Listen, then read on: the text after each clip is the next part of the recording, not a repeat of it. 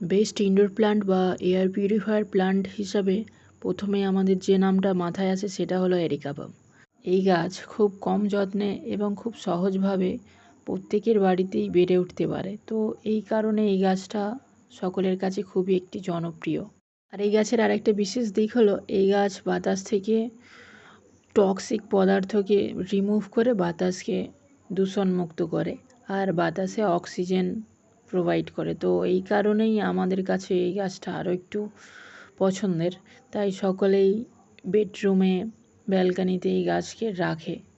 এই গাছের জন্য যে টপ রিকোয়ারমেন্ট সেটা থাকে, আপনি যদি চান যে আপনার গাছটা স্লো গ্রোথ করুক তাহলে পরে আপনি কি 8 থেকে 10 ইঞ্চির একখানা টবে রাখতে পারেন। আমি এটা যেমন 8 ইঞ্চির একটা টবে রেখেছি। আমি চাই যে গাছটা স্লো গ্রোথ হোক, ছোট থাকুক, আমি একে ব্যালকানিতে যাতে রাখতে পারি।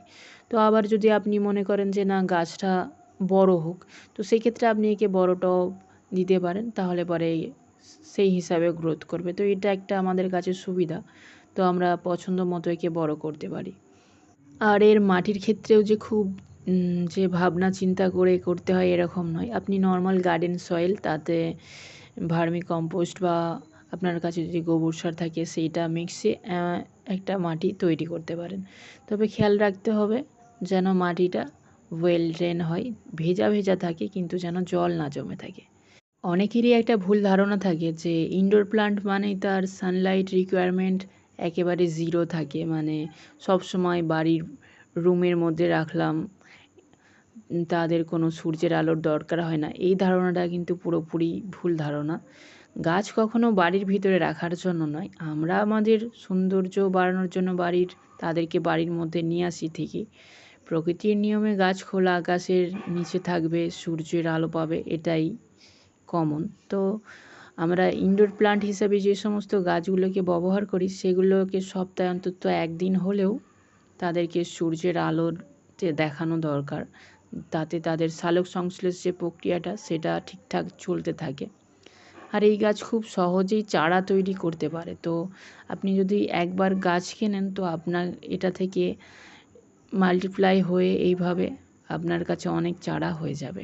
আমি এটা যেমন একটা করেছি, যখন রিপোর্ট করেছিলাম তো সেখান থেকে কিছু চারা বেরিয়েছিল। আমি এই একটাকে গ্রো ব্যাগে লাগিয়েছি, আরও দুটো আছে, সেগুলো আমি বাগানের মাটিতে লাগিয়েছি ডাইরেক্ট। তো এইভাবে আপনারা চাইলেও এরকম এরিকা পামকে খুব সহজেই করতে পারেন।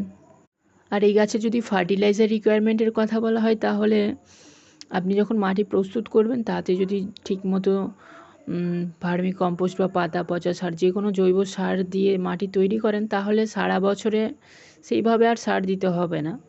খুব প্রয়োজন পড়লে আপনি হয়তো 6 মাস অন্তর একবার জৈব সার দিলেন, এছাড়া আর সেমন কোনো খাবার দিতে লাগে না।